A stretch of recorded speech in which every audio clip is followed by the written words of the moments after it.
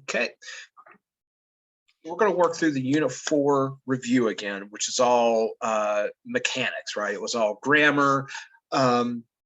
Just thinking about some of the stuff that we covered there, punctuation, subject verb agreement, making sure that if you're using a plural or you have a plural subject, you use a plural verb, certain things with transitional words and phrases, a lot of times with punctuation going around that. So this is the thing about mechanics is important on two sides here. You'll have questions on it just in the language arts part. There'll be a section there. And then, of course, when you're writing, that's something that you want to make sure that you're doing your best. I know it's limited time, so mistakes are going to happen, but eliminating as many mistakes as we can, but making sure we're using our correct punctuation and those other just the standard English kind of ideas there to make sure that what they're really looking for in the extended response is clear writing, right? That you are able to express your ideas clearly. So, of course, having some good language mechanics there also helps with that. So we'll read through our paragraphs here and answer again. We'll stop every once in a while to make sure that we understand the rules there. And then we'll move on. I mentioned to Grace, I found some really great videos on writing an extended response, and we'll go through those, and it'll actually show you what it will look like when you take the test, as far as actually sitting down to write it, which I know a lot of you guys had asked me about. And I took it back in August. I wrote an extended response. Can't even tell you, I couldn't even remember what the prompt is today, but this will help you see what it looks like. Okay, so I'll start reading. I'll call on you guys as we go here. So back to our paragraphs and drop-down boxes. So to whom it may concern, as an animal lover, I am sad to see how many stray and abandoned cats are living in my neighborhood. Some of them may have had homes in the past, but no one is taking care of these poor cats anymore. Blank about to have kittens. Grace, what do we use here?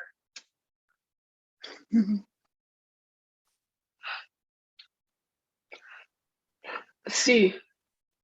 There are many. Yeah, so there are many of them.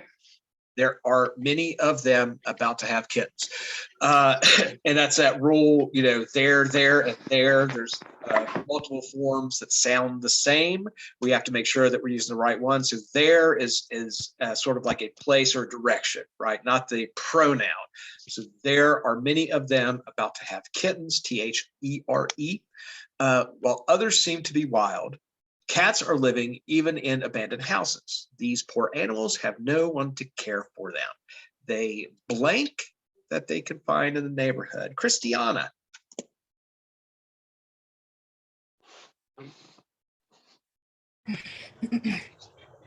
Okay. They each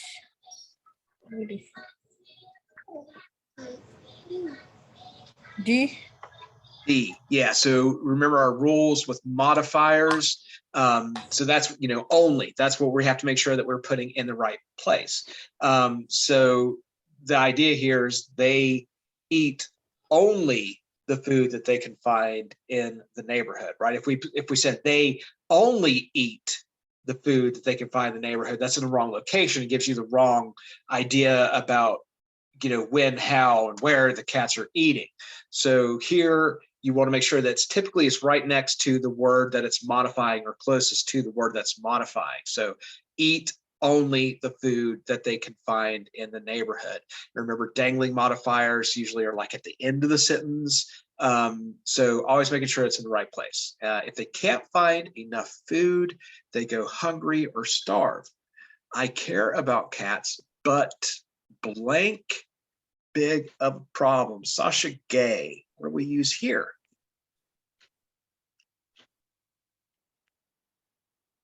B. These trees are too. There you go. Yeah. So remember when we use this or these, we now here, right? We have two independent clauses, right? I care about cats. That is a whole sentence. But right? That's our transition there. It's showing contrast, and then we have a complete idea on the other side there. These strays are too big of a problem. So you can think about that as two sentences, and the problem here, right, is that you got to make sure your reader understands what you're talking about. So if I only said, well, here the idea that they're using is the 2, 2, and 2, right? That's what they want. You want to make sure that you're using the right form of 2. 2 is a preposition there. This one means like too much. So you want to make sure it's these strays are too big of a problem. I also was just pointing out here that you want to use strays so the reader knows that you're talking about cats. So these strays are TOO, big of a problem. Nilda, we're working on Unit 4 review. We're doing some language mechanics and stuff before we jump over and talk about the extended response some more, right? All right, so I can't feed and take care of all of the stray cats in the neighborhood. These cats need loving homes where they will get the food and shelter they deserve. They also need access to proper medical care. Recently, I asked the local animal officer to come to my neighborhood. She looked at a pregnant cat and made sure it was seen by a veterinarian. This problem is not confined just to my neighborhood either. There are many abandoned cats in every neighborhood in the city. Every pet owner needs to be responsible and not let grace. What do we use here? I think that owner needs to be responsible and not let his or her animals go. His or her animals, right? And why do we know it's his or her? Every. Right. You caught me on one of you guys caught me on that before when I was having trouble. It might have been this one even. I don't remember, but yeah. So every pet owner needs to be responsible and not let his or her animals, because now we're talking about we're thinking about individuals. So we use his or her rather than their. His or her animals go. So A, we had C, D, B, and A. Okay. All right. 2. So, dear Mr. Gold, we at Ann Arbor Bank wish to take this opportunity to thank you for your continued business over the years. Blank. Christiana. What do we use here?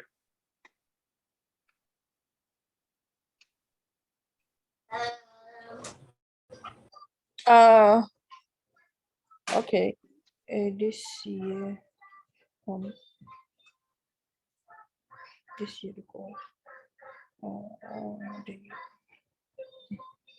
D. Yes. So we're going to cut that into 2 sentences, right? We at Ann Arbor Bank wish to make this opportunity to thank you for your continued business over the years, period. These are difficult economic times, right? So one sort of longer sentence and then one shorter sentence. We don't have the correct punctuation or conjoined here in those other examples. So D, just 2 sentences. So we appreciate the opportunity to serve your banking and credit needs so that we can offer our loyal customers continued access to credit. We must make some changes to our current credit card agreements. For your account ending in 0478, the annual percentage rate APR will increase from 9.9% to 29.9%. You may opt out of the new program if you wish. To do so, you must notify the bank within 60 days of the date of this letter. You may continue to pay the balance at the existing rate, and the card will be deactivated at the next annual renewal date. Should you choose to continue using your Ann Arbor Bank card, Sasha Gay, what do we use here?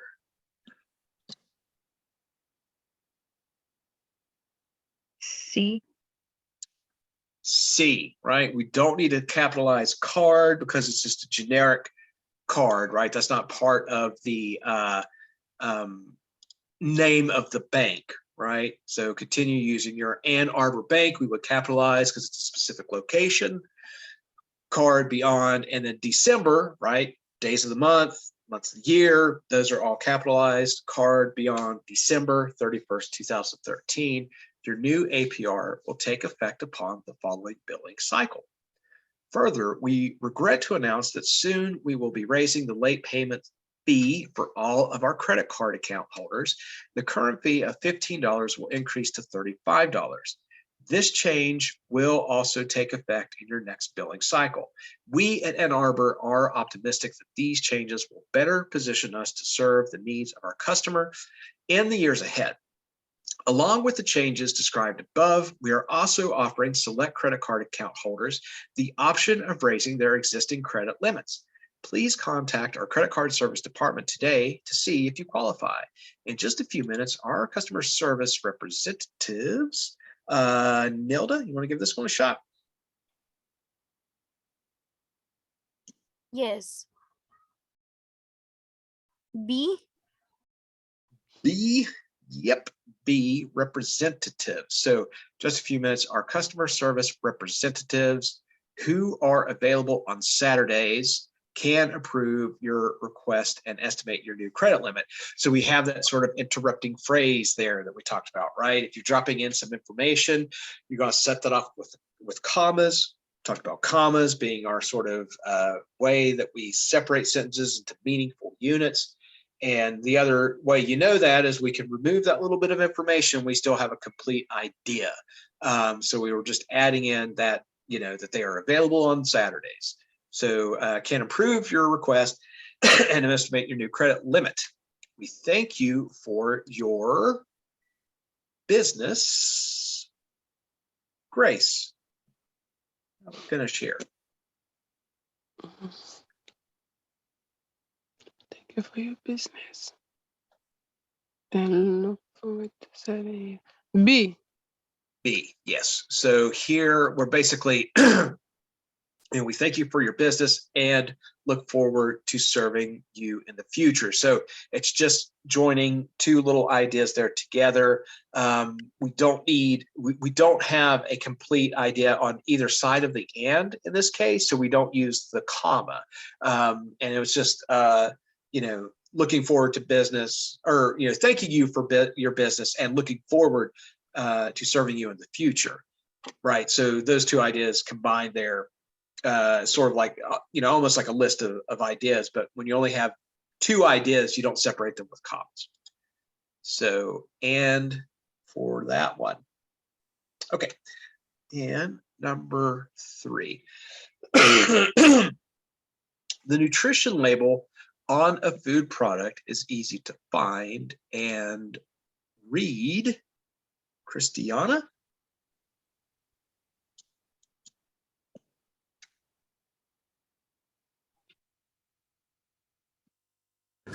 Oh, okay.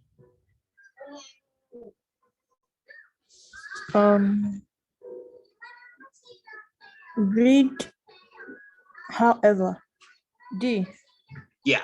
So, you know, the two things going on here is we've got to make sure we have the correct spelling, right? A reed is like a, you know, plant, like a stem of a plant that's growing up. R-E-E-D. R-E-A-D is the act of opening a book and, you know, reading what's in it. And the other thing that we need here is the correct punctuation, right? So remember, where we put however in a sentence depends on what punctuation we use. So this follows a complete idea, right? We have an independent clause at the beginning. The nutrition label on a food product is easy to find, right? We could put a period there and have a whole sentence. And read, I'm sorry, yeah, we gotta have and read there, period. And then we're adding another complete clause, independent clause at the end. Understanding the label can be challenging, right? That's a whole idea. So we need our semicolon and however, and then our comma. And that makes that transitions from one with the transition, you know, phrase there, transition word, into our other independent clause. I mentioned if you use however towards the beginning of the sentence, just to break up like an introductory phrase or something, you'd only use commas. But in here with two independent clauses that you're joining together, you want the semicolon and the comma. First, note the serving size at the top of the label.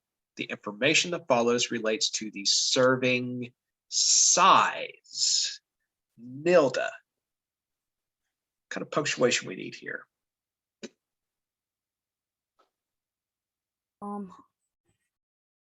A.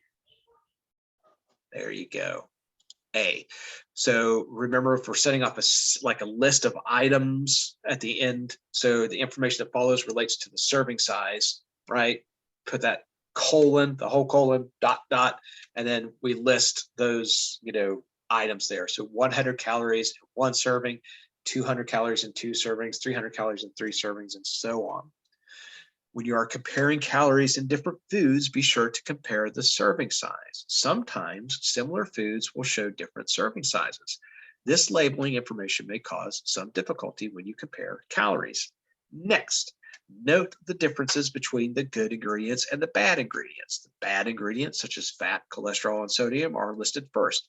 You'll want to limit your intake of these items. The percent daily value number will help you accomplish this goal. Use this rule of thumb when interpreting percent daily value numbers. 5% is low and 20% is high. Some pre-prepared foods that might seem like healthy choices can actually be very high in percent value of bad ingredients. For example, a can of tomato soup might have as much as 30% of your daily percent value of sodium. The good ingredients, such as rice,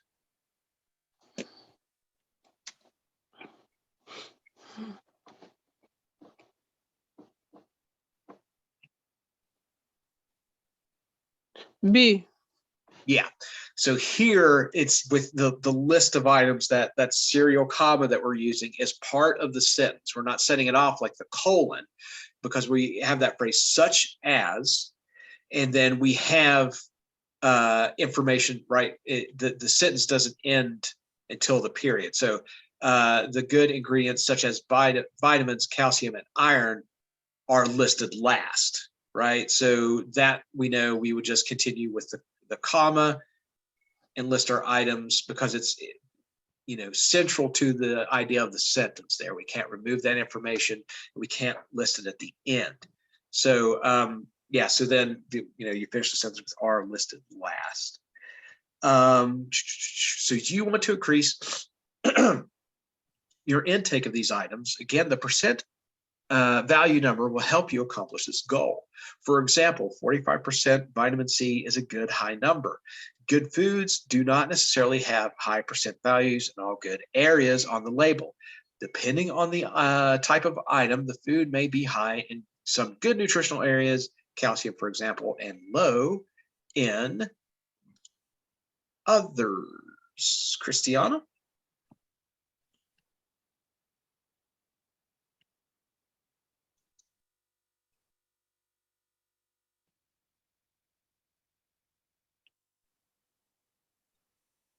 Did you say Christiana?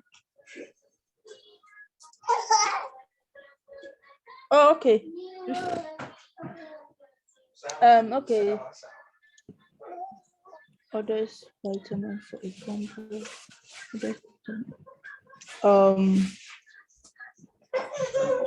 A.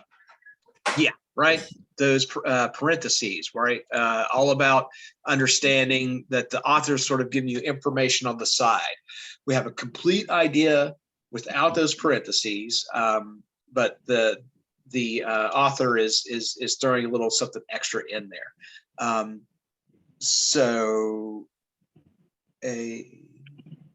there should be. I don't see a period at the end of that, but I mean that's just a little glitch, I imagine. Let's see if I hit submit, we can see one. No, yeah. So there should be a period. And remember, when we're using parentheses, we put the period after the parentheses if it's the end of the sentence, right?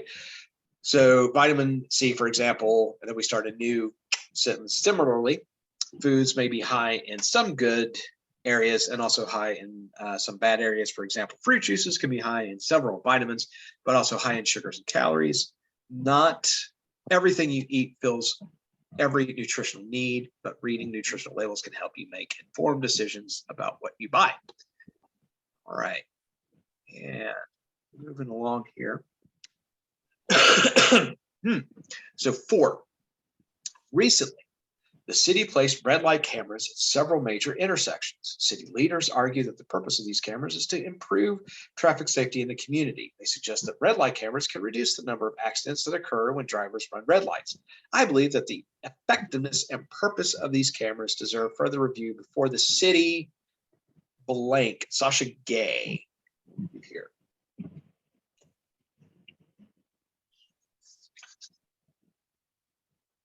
C. Right. So it's that use, of the apostrophe, whether or not you need it here. Here you do not.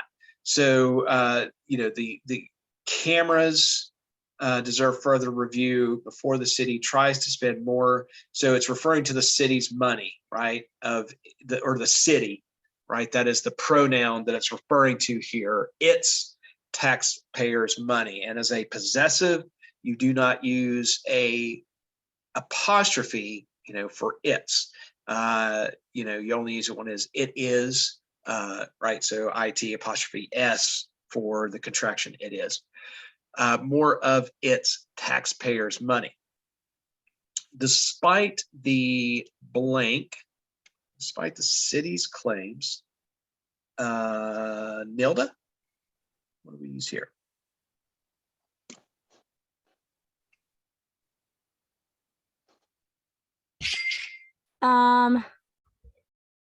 D. Yeah, so possessive, right? It's singular. We're only talking about one city, so we do not change the form of the word there. City apostrophe s. The city's claims. Man, I'm kind of dry today. Despite the city's claims, comma, studies have shown that red light cameras do not necessarily reduce the risk of accidents at the intersections at which they are placed. In fact, these studies suggest that the presence of red light cameras at the intersection will cause more drivers to slam on their brakes for yellow lights. As a result, the number of accidents at an on-camera intersection may actually increase because of a surge in rear-end collisions. Further examination of the tickets generated by local red light cameras reveals a troubling trend. Over the past 6 months, the large majority of these tickets have been written for right turn violations. Only a very small minority of the tickets penalized drivers who had run a red light because accidents caused by an improper right turn. Rarely, Grace, we use.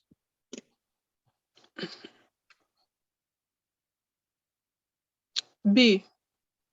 Rarely result in serious injuries or fatalities, right? So our verb noun agreement or subject verb agreement is what we're looking at here. So only a very small minority of these tickets penalize drivers who had run a red light because accidents, right? There's our subject, that's plural.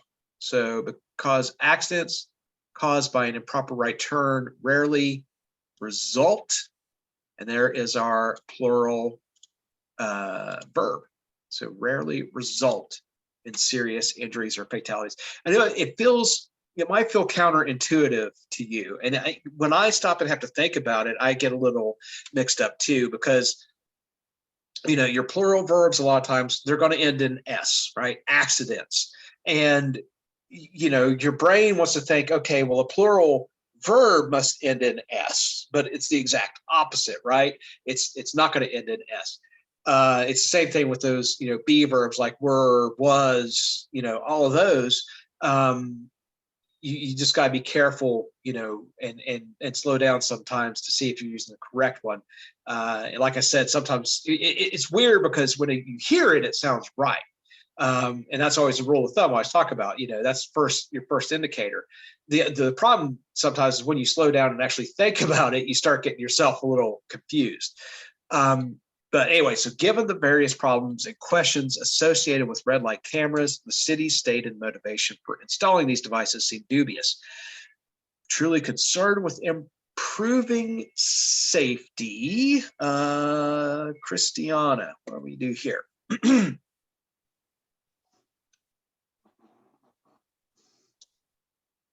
Okay. If truly concerned with improving safety.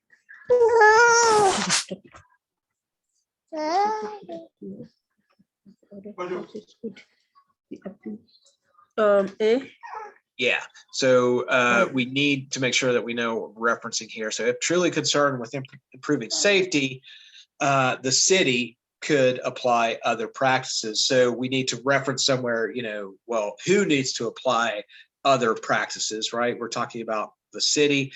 Those other choices are a little too, too much word, a little wordiness there, a little awkward. And they also, in occasion there, don't actually reference, who should be applying practices, right? So A is for the last one there for number 4.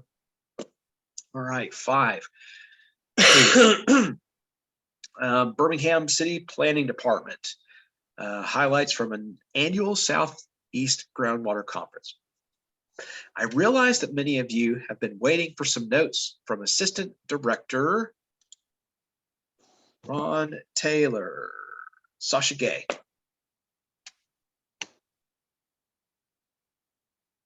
Ron Taylor and me. C. Ron Taylor and me. Yeah. So, right, our use of me and I depends on whether it's a subject or object, right? You remember that? And one clue there is like right at the beginning he uses I, right? Because he's the subject there. I realize that many of you have been waiting for some notes from Assistant Director Ron Taylor and me. So that subject and object, objects, are receiving the action. So you have to watch where you're, which form of the pronouns you use. Ron Taylor and me summarizing our recent trip to the 10th annual Southeast Groundwater Conference. Here they are. Over 200 city managers and regional planners met in Atlanta, Georgia for the conference. The goal of the conference was to highlight examples of successful regional planning in which urban areas work together to reduce their water usage or cope with water shortages. Representatives from the United States Environmental Protection Agency and the Southeast Watershed Association reviewed trends in water usage. The data they provided showed the last effects of last year's drought, indicating that water levels were only just beginning to return to their pre-drought levels. Blank showed the success of NILDA. What do we do here?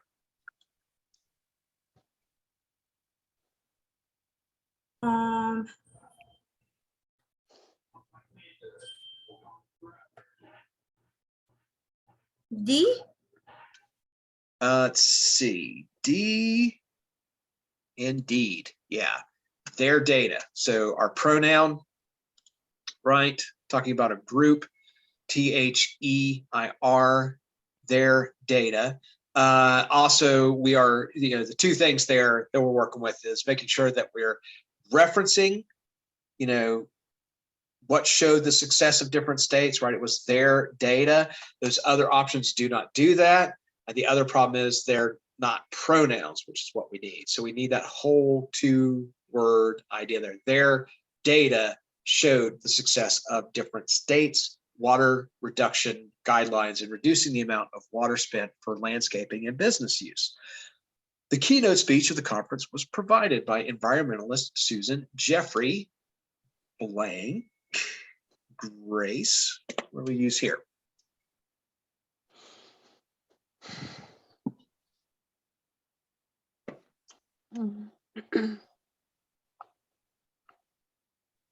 B. Right. Subject and object pronouns again. So here, who, oh. Wait. Yeah. Who, okay. Yeah. So here it's the object, right? Whom is the subject, so the keynote speech of the conference was provided by environmentalist Susan Jeffrey, who spoke on the possible danger that natural gas drilling poses to groundwater. Her speech raised as many questions. What's going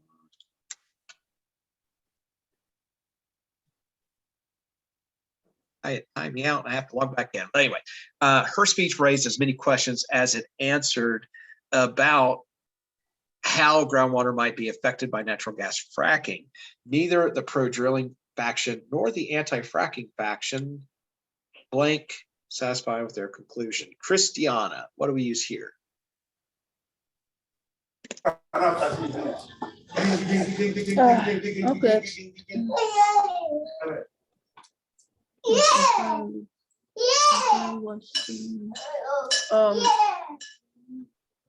A. A. So remember we talked about nor, the use of that, and we have on either side of that. So neither the pro-drilling faction nor the anti-fracking faction. That is zoned in on. So we use a plural. I'm sorry. Ooh, see, there I go again. Singular verb, singular subject, singular verb, was entirely satisfied with her conclusions. Workshops in the conference developed strategies for helping counties and municipalities work together to develop comprehensive plans for working closely with state and federal agencies to utilize their watershed resources, for creating local groups to assist in meeting water quality and usage reduction. Okay. All right, here we go. Banking is no longer the same as it blank. Sasha Gay. Used to be D. Right. We talked about this, standard English ideas. A lot of those, that D and T sound next to each other, we blend it together and we leave the, we forget to put the D at the end of a word, or especially with use, but you got to have used to be, even if we don't really sound it out that way, used to be. These days, online banking has changed the ways that the system works. Online service is now available to all customers. Our new and free online service allows customers to control Nilda. Yes.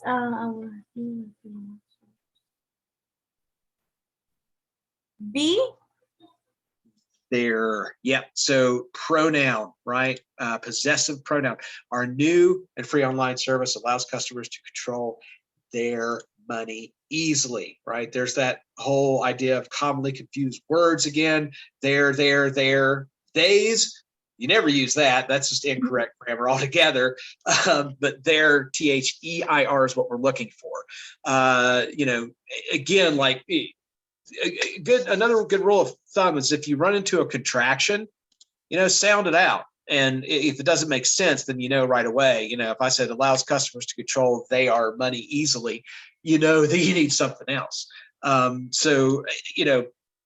I know I actually heard a lot of you guys, even when we're reading, you tend to go ahead and say the whole word rather than the contraction.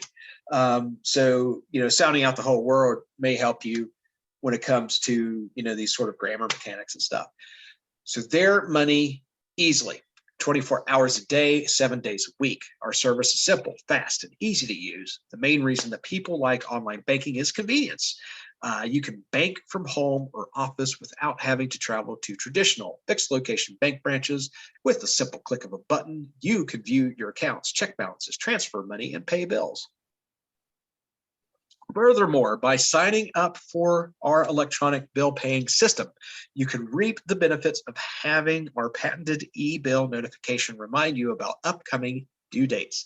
Each of these features blank easily. Grace, what do we use here?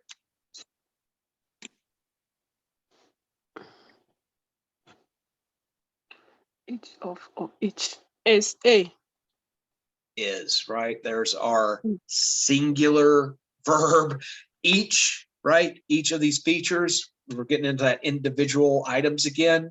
So each of these features is easily accessed and tracked via an online checkbook, which also gives you access to your archived bank records. We feature secure login and user authentication, SSL encryption to protect confidential information, and secure firewalls to prevent compromise from the internet. In addition, our online banking system is backed by an industry-leading security program. Our expert team ensures that our system meets the highest possible security standards. Want to learn more or get blank? Christiana? Yeah. Want to learn more or get started? Go deep. Go to our website. D You got as it. in boy. Hey, Yeah. dog. Yeah, they're asking us a question, right? It really should say, do you want to learn more or get started? But here it says want to learn more or get started, but it is a question there. So D, go to our website, click online banking. At the top of our homepage, you will find more details about the service as well as an application form. Once we have received and approved your application, we will send your username and temporary password via email within 24 hours. With this information, we'll be ready to begin your online banking experience. All right, one more paragraph, I think, and then we got a few at the end here. So memos to the sales team, information technology department, new laptops. After receiving management approval, blank, Sasha Gay.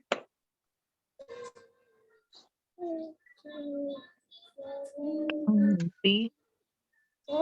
B, yeah, so we had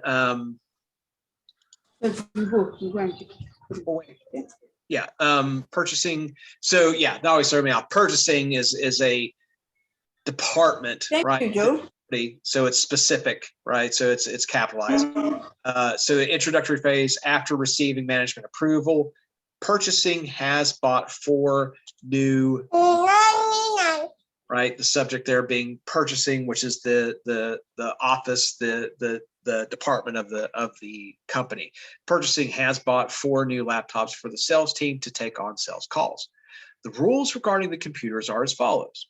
Register with Tim Brown from the Information Technology Department, and he will distribute your laptop as needed because there are only 4 new laptops. They need to be available for all team members as much as possible. You can check out a laptop no earlier than 1 day before a sales call and must return it no later than 1 day following your call. Leave a record of your username and password with Jill Goodman, Administrative Assistant for Information Technology. This information will allow management to have access to your files if needed. The new laptops may leave company premises only when you are away on a sales call. They are not intended for Nilda. What do we use here?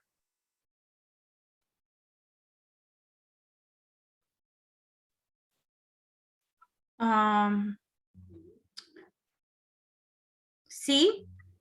Yeah, so we're avoiding the use of a double negative, right?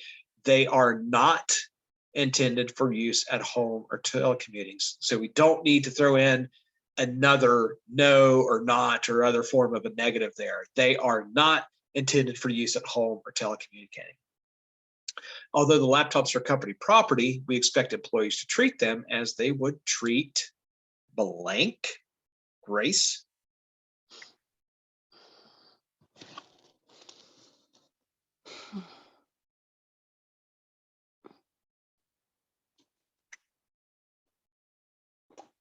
A. There you go. Their own property. And then whomever, right? Talking about those subject and object pronouns again. Whomever checks out a laptop is responsible for the security of confidential company information on the laptop and for the laptop safekeeping. We ask that you do not leave your laptop unattended in any public area. We are confident that these new computers will help you with your sales. Christiana.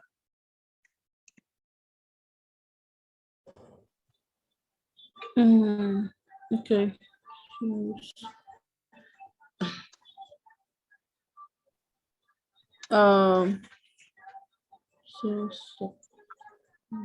D.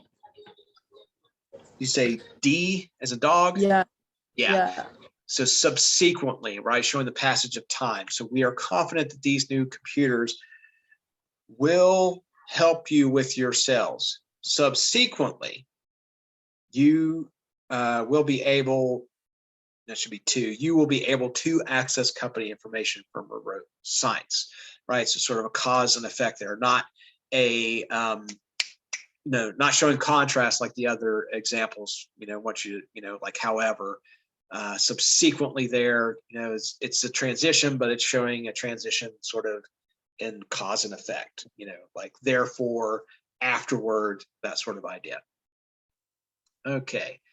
Oh, let's see. Okay, yeah, remember these. All right. So thinking about sentences, do we need to eliminate them? Do we move them? Here we go on these. So read through real quick, see what seems out of place. I think we only got, we only have 4 questions left and all deal with the same passage here. So what seems out of place, what may need to be moved. As we're reading through here, see what, that idea of organizing your paragraphs, right? So although many people use their smartphones to take pictures, you may get higher quality photographs from a digital camera that isn't part of a phone. If you haven't purchased a digital camera before, the prospect of buying one may seem confusing. You may find yourself wondering, what's a megapixel and how many do I need? We have compiled the following information to bring the task of purchasing a digital camera into focus. More megapixels mean higher quality images. If you want to print the same clear images that you get from a photo lab, you need 4 or 5 megapixels. If you plan to exchange photographs with others electronically, 1 or 2 megapixels is enough. 2 megapixels are enough if you are exchanging electronically. With this feature, you can get clear images without sacrificing high quality prints. If you like to take close shots, you will want to get a camera with an optical zoom. Even more zoom features are possible with cameras that allow you to change the lens. A camera with a lot of memory can hold more pictures at one time. Once the memory card is full, transferring or the deletion of pictures is necessary before you can take more. Note, however, you can buy and add memory cards to most cameras to increase capacity. All right, Sasha Gay, what we do here? Or why don't you read that question for us? Says which word or phrase would be most effective if inserted at the beginning of the sentence? 4. We have compiled the following information to bring the task of purchasing a digital camera into focus. Therefore. Right. So a little transition there. So, you're considering buying a camera, you want to get a digital camera. We've compiled the following information to bring the task of purchasing a camera into focus. Adding therefore, helps the reader see that, okay, there's, a solution that's going to be provided here, cause and effect, right? So therefore statement. 9. Nilda, would you answer 9 for us?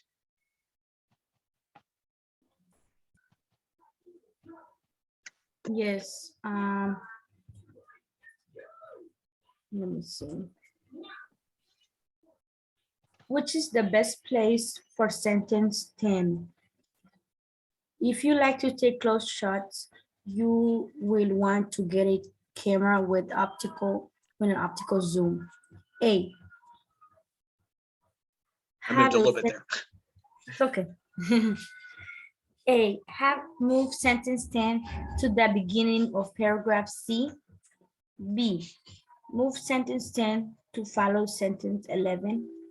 C. Remove sentence 10. D. Move sentence 10 to follow sentence A. Let's see.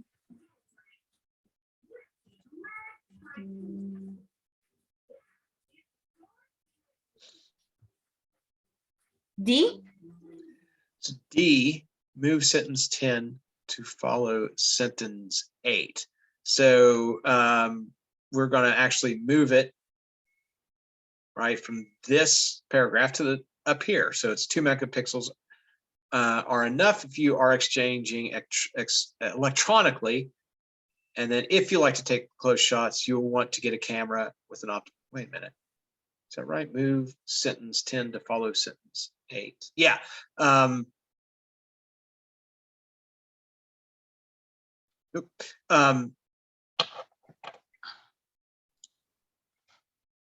Oh, whoa. Did we not do number?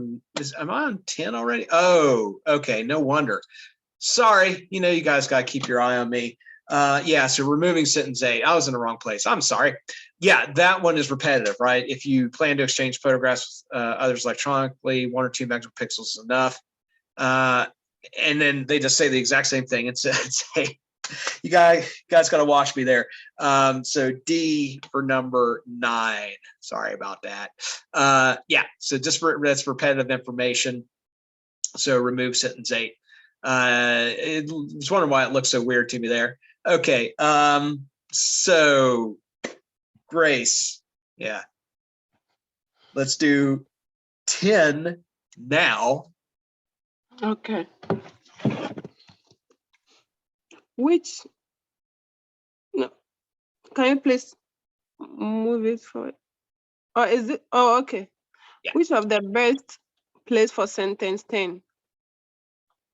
If you like to take close shot, you will want to get a camera with an optical zoom. A, move sentence 10 to the beginning of paragraph C.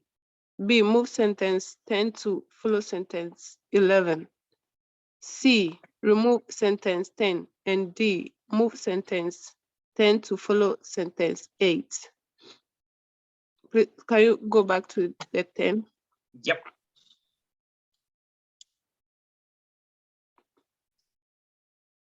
I can't see it. I can only see, oh, I'm confused here. Okay, if you like to take, yeah. Please, let's go back to the answers. There you go. Thank you. A. Yeah, so it's more of a introductory sentence, right? So moving sentence 10 to the beginning of the paragraph C. So here we would start with that. So if you like to take close shots, you will want to get a camera with an optical zoom. With this feature, you could get clear images without sacrificing high quality prints. Even more zoom features are possible with cameras that allow you to change the lens. There we go. Yeah, that makes more sense. I was like, I know we got to move it, but what that doesn't really work for question 9. And here's the final one, 11. Christiana, you want to take care of number 11 for us?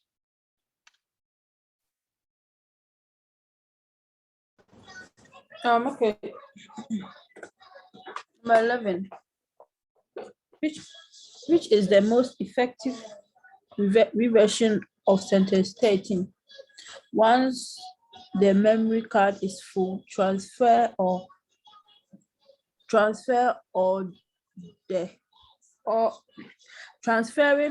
the deletion of pictures is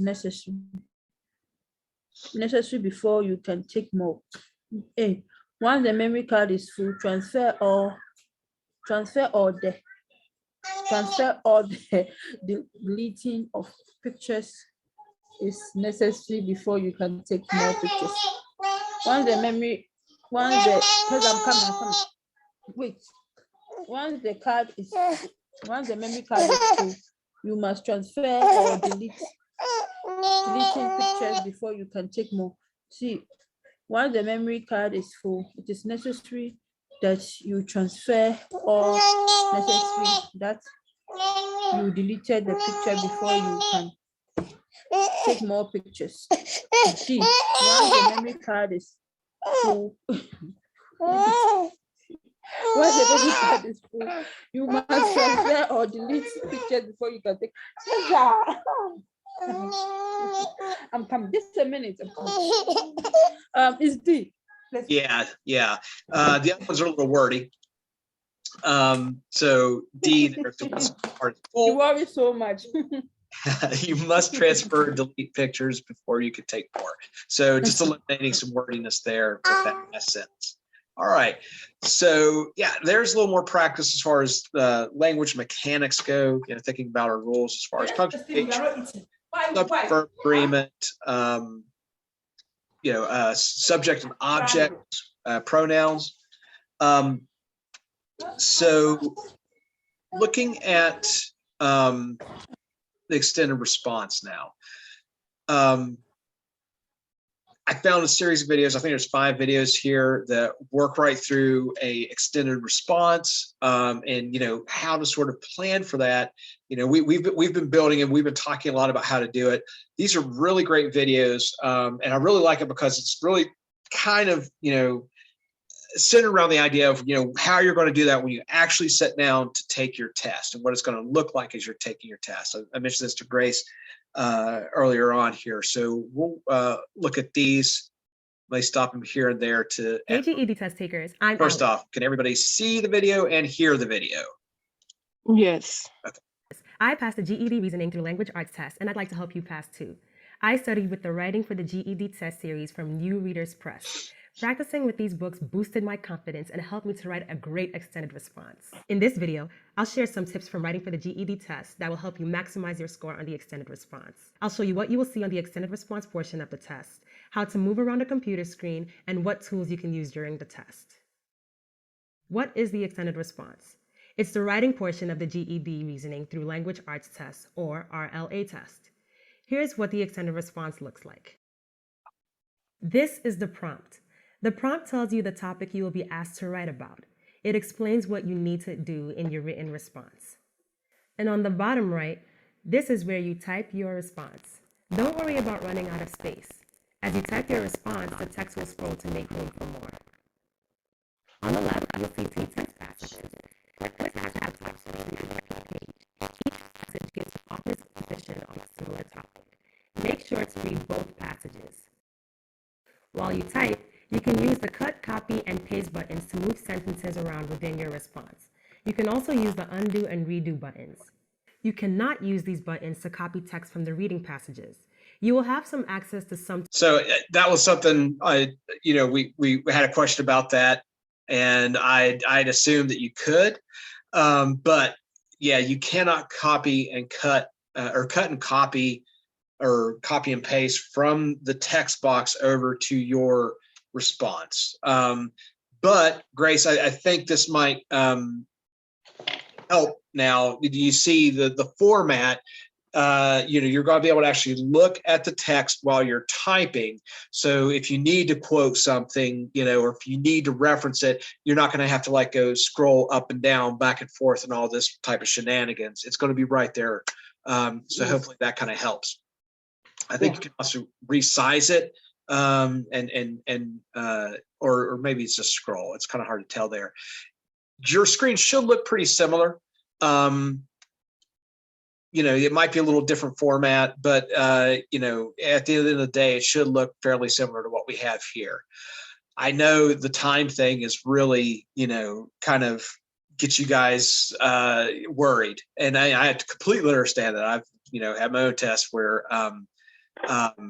well, you can actually take the timer off, and she's going to tell you how to do that here in a minute, so you're not looking at it all the time. But what she's going to tell us here will help as well, because this will be how much time you should spend as far as reading, how much time you should take as far as the rest of planning out the rest of the response. So this is a really good video here. Tools both on screen and at your testing station while you work on your response. The first tool is an on-screen highlighter. You can use the highlighter to mark important information in the reading passages. When you take the GED test, you will be given 3 note boards and a dry erase pen. You can use these to write notes during the test. Remember that you won't be able to take a pen or a pencil and scratch paper into the testing center. You will need to use the note boards to make any notes during the test. When you arrive at the testing center, you will receive a copy of the Extended Response Answer Guidelines. You can also click on this button at the top right of the screen to refer to the guidelines during the test. The guidelines give you some tips for maximizing your score on the extended response. For example, You should write 4 to 7 paragraphs and about 300 to 500 words. The other videos in this series will cover many of the points included in the guidelines. When the extended response begins, a clock will appear on the screen showing that you have 45 minutes. The clock will count down as you work. If the clock is distracting, you can hide it and check it occasionally to make sure you're on track. The clock will reappear when there are 3 minutes left, so you'll know that time is running out. To use your time wisely, plan to spend the first 15 minutes reading and analyzing the passages, then spend the next 25 minutes writing your response. Save about 5 minutes at the end to check and revise your writing. I'll talk more about these 3 steps in the upcoming videos. Here's a tip to improve your score. Read the guidelines before test day and refer to them while you practice and prepare for the test. You will save time if you are already familiar with the guidelines before you take the test, but you can also refer to them on test day by clicking the button. You can read or print a copy of the guidelines by clicking the link in the description. The rest of the videos in the series will help you meet the expectations described in the guidelines. Now you know what the extended response looks like. In video 2, I'll talk about how to get started on your response.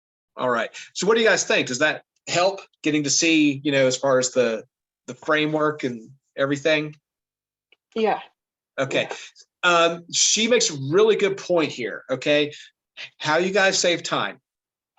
You know exactly what to do already. Okay. So you can, obviously if you want to, you always have the guidelines there and the instructions, but we've covered a lot of that, somewhere between 300 and 500 words is what you should write.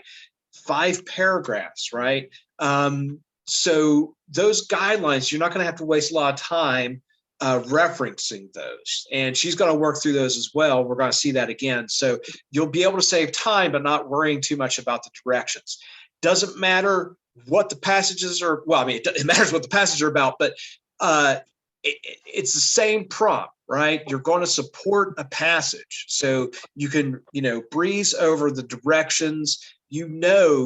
What they're going to ask you. You're going to support one of 2 passages. That doesn't change. Everybody writes the same type of extended response, so you can get right into reading, right? So that'll save you some time too, all right? Okay, let's keep going here.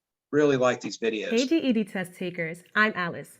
I passed the GED Reasoning Through Language Arts test, and I'd like to help you pass too. I studied with the Writing for the GED Test series from New Readers Press. Practicing with these books boosted my confidence and helped me to write a great extended response. In this video, I'll share some tips from writing for the GED test that will help you maximize your score on the extended response. Here is an example of what the prompt may look like. In these passages, 2 authors give different positions on recycling. The passages present opposing positions. Both authors want to convince readers that their position is correct. The directions say you should analyze both positions. What does that mean? Analyze means to study closely and carefully. In other words, read the passages closely and pay attention to the details. Look for the reasons and evidence that authors use to convince you their positions are correct. Then the prompt asks you to determine which position is best supported. So how do you decide? As you read, first identify each author's position. Then look for reasons and evidence authors use to support their positions. Use different colors to highlight strong and weak evidence in the passages. Analyze the evidence to determine if it is strong or weak. Here, I used green for strong evidence and yellow for weak evidence. Strong evidence includes specific examples, expert opinions, facts or statistics, results from polls or surveys, results from experiments or studies. So yeah, just stop here for a second. The other thing to keep in mind, when you're presented with 2 passages, you might already have an opinion on whatever they're talking about. And, try to be objective because, they might make a point that is much better than, the other passage, right? Even though you might think, well, I really, this is the way I feel about this particular issue. Really try to be objective and see which one uses the stronger evidence. And like it says here, specifics, experts, facts, things that you can verify, right? Statistics, surveys, and study results. So if you hear, words like this, in this study or from this survey, and, they're using numbers, they're referencing specific things, that's strong evidence. Okay. Sorry if the audio is choppy. Look for precise details such as names of experts, specific studies or research results, and recent dates. Weak evidence may include unclear references, unnamed experts, outdated studies, irrelevant details, flawed reasoning. Personal opinions with no facts to back them up are also signs of weak evidence. So I'm going to back up just here a sec. Well, maybe I can back up. Let me see if I can Which author uses strong I gotta evidence? Which uses weak minimize here evidence? for a second and back that up to show that box. Opinions with no facts to back them up are also signs of weak evidence. I missed it again here. There we go. So, weak evidence, we've talked a lot about things to look for, right? Signal words. If they're using my opinion, I think, I believe, that signals weak evidence. Unclear, vague. If they qualify things a lot, like some people, most people, right? They don't have specific numbers. That's weaker evidence. We've talked a lot about that, but those should be sort of signals for you to see. Outdated. If they have unlikely that you'll run into that. It's possible, but if they're like, a study from 1965 shows that cigarettes are great for your health, something like that, then you could say that you would understand that, okay, well, that's outdated. That's irrelevant now. But otherwise, just look for things that are vague and look for that language that sounds more like opinion than it does the statement of fact. Facts are verifiable. Personal opinions with no facts to back them up are also signs of weak evidence. Which author uses strong evidence? Which uses weak evidence? Use your erasable noteboards to make notes while you analyze. You may want to make a chart to help sort the evidence. Here's an example.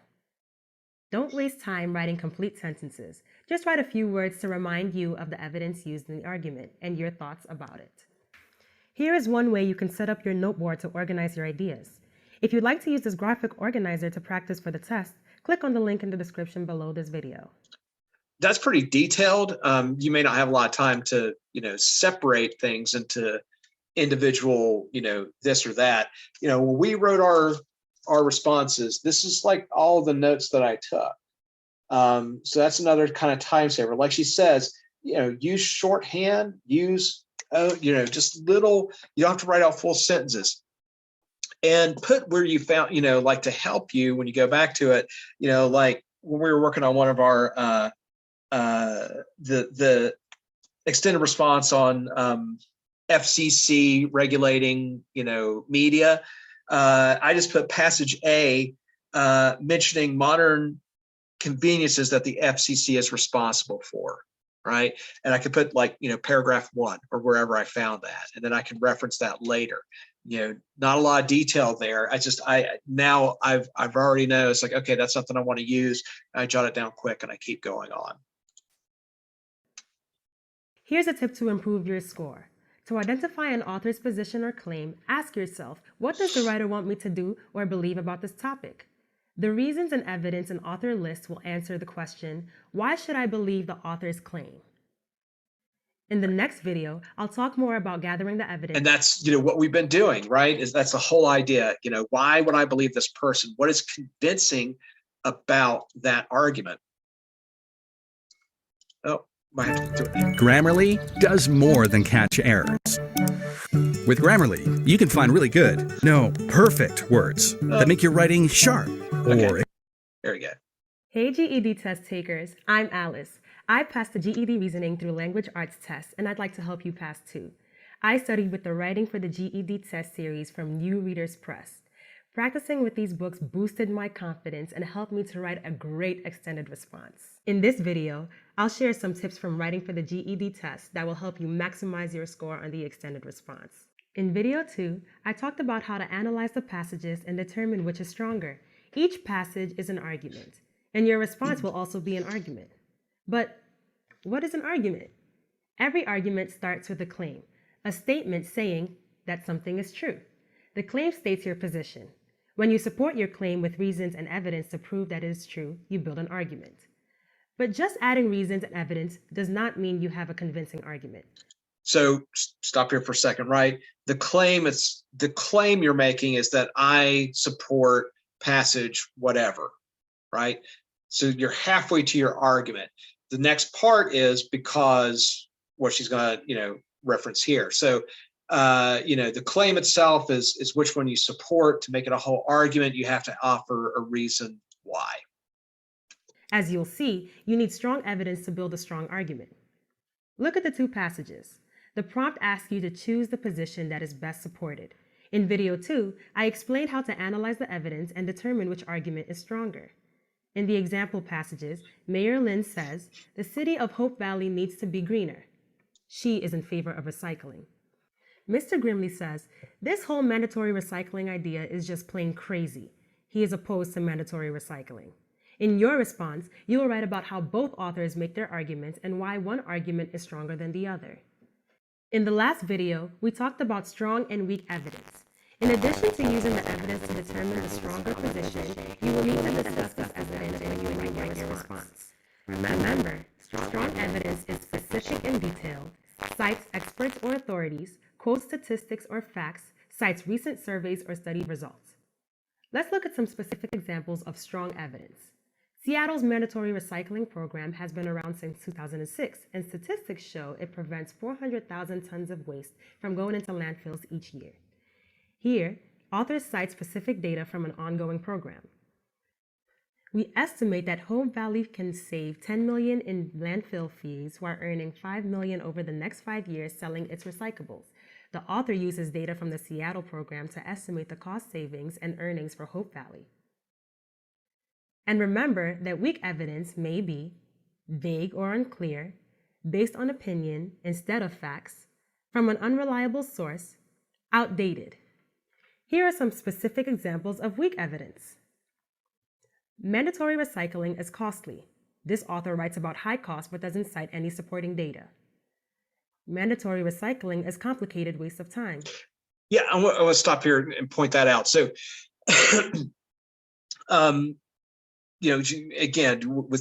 she's pointing out these claims. Mandatory recycling is costly. That's the claim, but then they don't offer any, numbers or studies, cite any other or experts or anything to support that claim.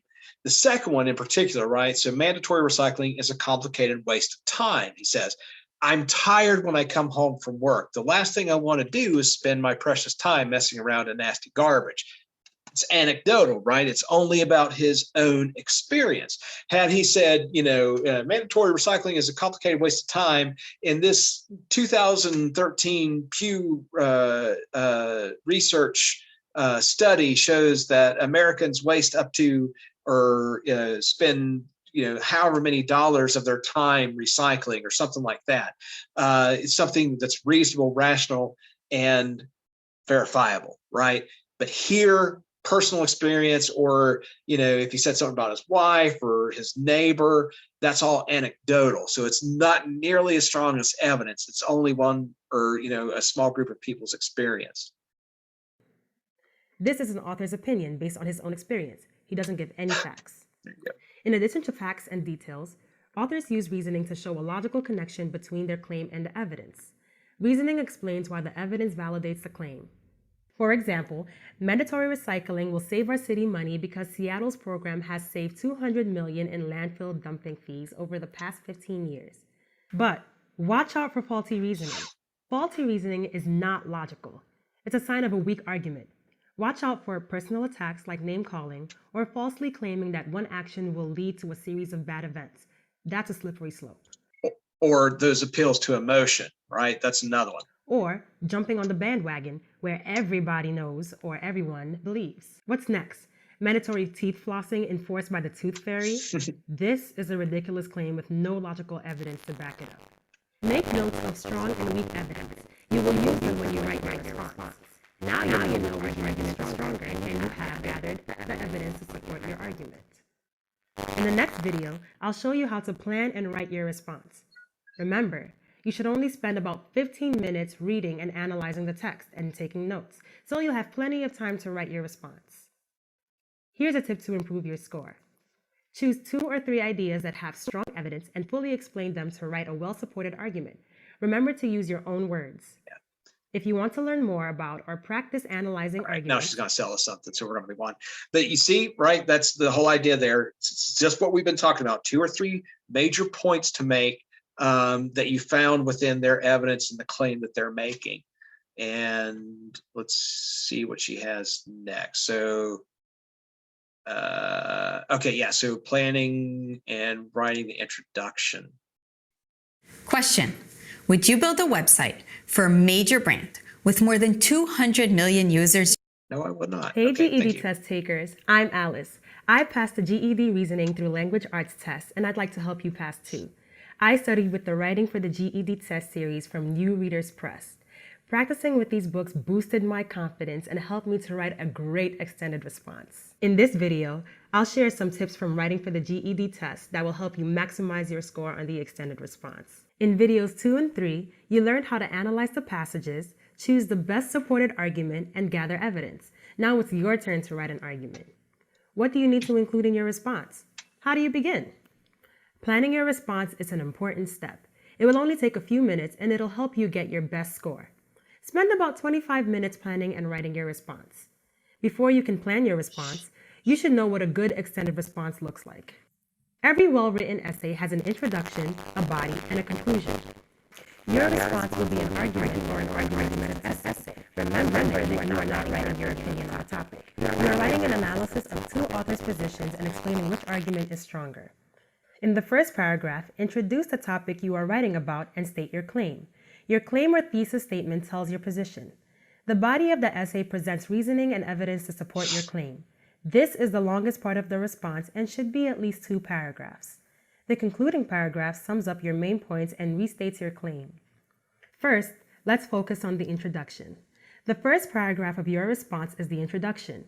Here, you will introduce the topic you'll be writing about, give a summary of the 2 positions, and then clearly state your claim. What's that? A claim or a thesis is a statement that can be proven. It is not an opinion. Your claim statements tells the reader what you are writing about. Since the extended response prompt says Right, so that's our main argument, right? That thesis statement. And again, just like, you talk about in scientific method and everything, it's verifiable, right? I make this claim, this is how I'm going to support it, and then the reader should be able to find exactly that claim, the argument you're making within the body of your paragraphs and the evidence you use. To determine which argument is best supported, your claim must clearly state which of the 2 positions is stronger. Be sure to state your claim as if it is a fact, and the rest of your essay will prove that it is true. For example, Mayor Lynn makes a stronger argument because she uses logic and supports her point with statistics. This is a claim statement.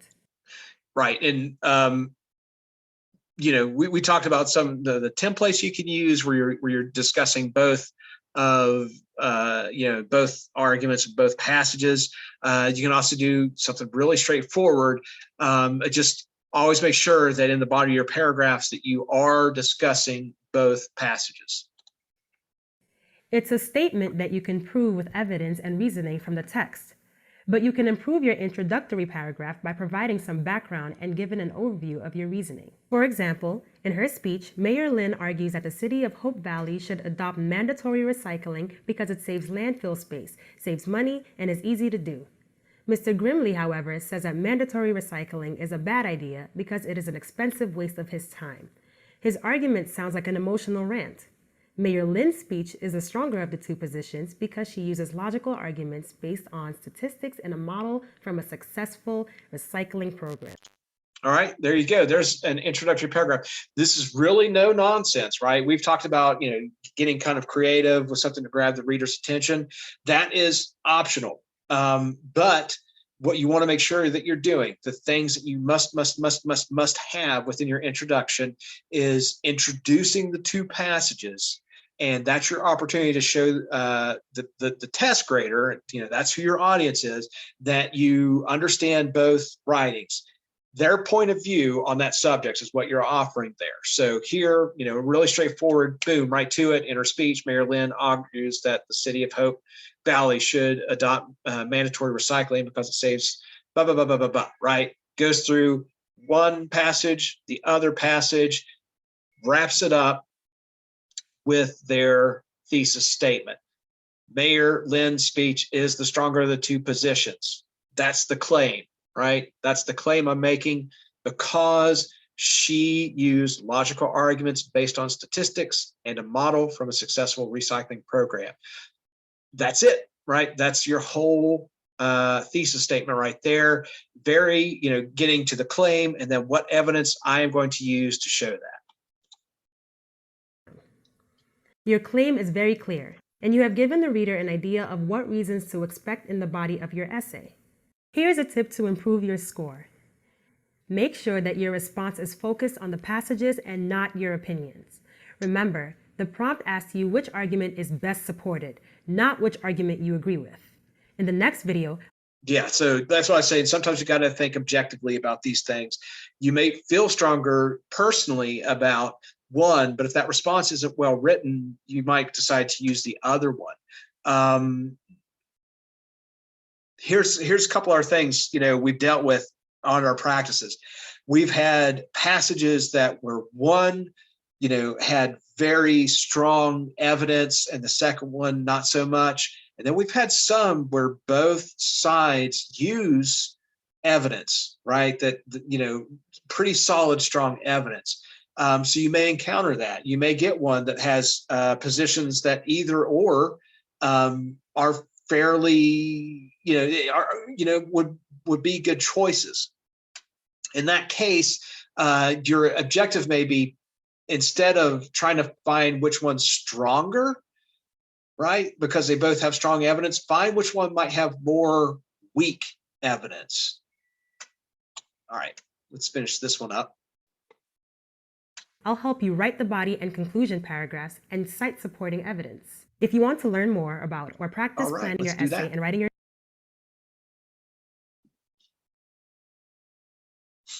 see if we get another ad here.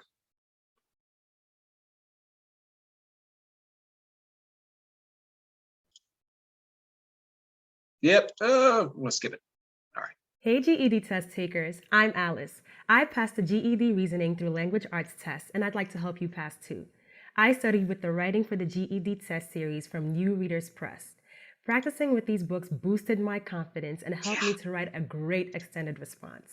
In the last video, we talked about planning your extended response and writing the first paragraph. Now that you've written your claim statement, it's time to back it up with evidence. In the body of your essay, you will use the evidence you gathered from both passages to support your claim. Choose 2 or 3 ideas and fully explain them. Your goal is to convince the reader that your claim is correct. Use the notes you took when you analyze the 2 arguments. You can also refer to evidence you highlighted in the text passages. You can use one of the noteboards to sketch out an outline for your argument. List the reasons you will discuss in your body paragraphs. Did you think about what ideas to write about first? Your essay will be scored on your ability to create a progression of ideas. What does that mean? If you thoughtfully arrange your reasons and evidence in an order that flows from one idea to the next, you will build a strong argument and earn a higher score. That's one reason we talk about transitional phrases. That's going to help make your, helps with the organization and your ideas flow when you add those statements like however, therefore, first, last, finally.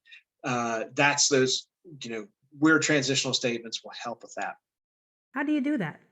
One way is to start with the strongest reason and then go to the next strongest and end with the weakest. Another way is to start with the weakest reason and build in strength so you end with the strongest. It's not important which order you follow. What matters is that the order flows logically and includes strong support for your claim. You should write at least 1 paragraph about each of the 2 or 3 reasons or details you have chosen to back up your claim. Begin each supporting paragraph with a topic sentence that describes how the evidence supports your claim. Then introduce and state the evidence. The writer says that Mayor Lynn supports her argument with statistics. Then she describes that the statistics come from a program in Seattle. Finally, she tells what the statistics show. In the example above, the writer presents her evidence by describing what the statistics prove. This is a good way to connect. Let just ask me something here. Sasha Gay, did you take your practice test at home or did you go to a testing site? I did both at home. What did they like as far as like what did they tell you to do to start the test? Were you allowed to take notes? Like, how did For that the work? social studies test, Yeah. like written notes. Yeah, like what were you allowed to have with you? Like what could you tell us sort of like, what the rules were? You couldn't have anything close to you except like a glass with water, and you had to take pictures of like your computer screen, like behind you, and pictures of both sides. Okay. So to your left and to your right, behind, in front of you and behind you. Okay. Were you allowed like note paper? No paper, no pen. Huh. Okay. So I don't know if that's different for language arts, because I know, like she's saying, if you go to the testing center, you're going to get like a dry erase board to take notes. I don't know if it's different for each, subject. Whereas, social studies, you probably wouldn't need, that much scratch paper or anything. Language arts, it's a little different. Math, obviously, is going to be different. Let me check in on that, Nilda, and I'll get a good answer for you. But yeah, if you go to a testing center, I certainly know, because it's like she's saying here, that you get they provide you with a whiteboard, dry erase markers. But I'll see what it says. I'll see if I can find out some information about that if you take it at home. And thanks for sharing, Sasha Gay. I was kind of curious. Remember, I had mentioned, I know that they wanted you to be, sort of free of any distractions, like you needed to sort of be in a room by yourself. So, all right, that's good to know. Evidence, statistics, to the claim. Mayor Lynn's speech is stronger because she proves her point, using logic and statistics. Unless you tie the evidence to your claim or explain your reasoning, the details won't prove anything. Do not just retype sentences from the passage. Those sentences by themselves won't help you meet the requirements of the extended response. Each paragraph in the body of your response should explain why a piece of evidence supports your claim or disputes the opposing claim. To explain your evidence, you can describe or restate it. This shows that you understand exactly what it means and how it relates to your claim. Cite it. Mention the details or facts of a specific point and relate them to your claim. Quote it. Use quotation marks to insert the exact words or other uses and show how it supports your claim. If you quote a line from a passage, use quotation marks. Here are some examples to show you how to use direct quotes in your response. If you are quoting just a word or a short phrase, use quotation marks around each. If you need to quote a whole thought or a part of a sentence from one of the passages, explain your reasoning. Use quotation marks around the author's words to separate them from your own. Remember to keep quotes brief and explain how they support your point. If you don't explain your reasoning using your own words, there is no proof that you understand the passages. Your response should include evidence from both passages. Explain why the strong evidence support one argument. Explain why faulty evidence weakens the other argument. Remember that a fully supported argument includes evidence for and against it. You need to support your argument with good evidence, and you need to refute or disprove bad evidence. When you have finished writing your body paragraph, it's time to write the last paragraph. The conclusion is your chance to wrap up your argument by repeating your claim and reasons. This is your last chance to make your case. Here is an example of how you might write your conclusion. In conclusion, Mayor Lynn's argument is much stronger than Mr. Grimley's. Mayor Lynn outlines a clear plan for recycling and uses facts and cites evidence from recent research, while Mr. Grimley mainly cites his own opinions with no research to back up his points of view. Planning and writing your response should take about 25 minutes. Here's a tip to maximize your score. In order to score points on the extended response, you must generate your own sentences and create a logical argument to prove your claim. Just copying lines from the two passages or quoting the authors without explaining how the evidence proves your point will not get you a good score. For more practice planning and writing your response, by Writing for the GED Test Book 3 by New Readers Press. All right, so You might have seen videos like this before, but here's the big secret. Anyone can make one of these videos in a few minutes. I'm sure they can. All right. Did that help you guys? What do you think about those videos?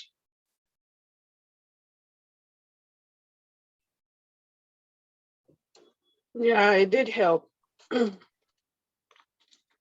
Okay.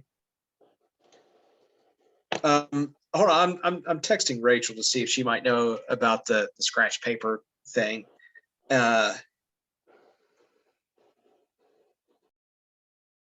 So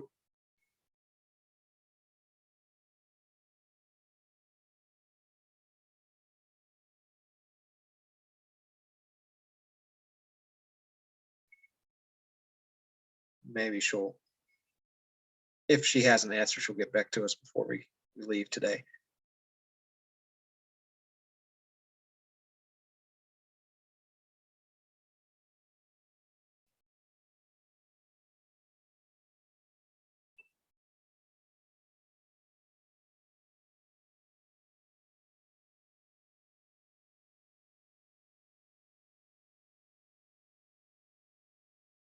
Okay. So any more questions? What else can we maybe address? I think that probably, you know, at least gives you an idea, a clue as far as actually sitting down to take the test. I think that's a pretty good rule of thumb. You know, no more than 15 minutes to read everything and sort of, or, you know, that initial sort of organizing your thoughts and considering, you know, which of the two passages you're going to write on. You'll probably go through that and get through that faster than, Nilda, I will send the links to those videos. And if you want to just like search for them, actually, let me pull my YouTube channel back up. And I think if you just search for,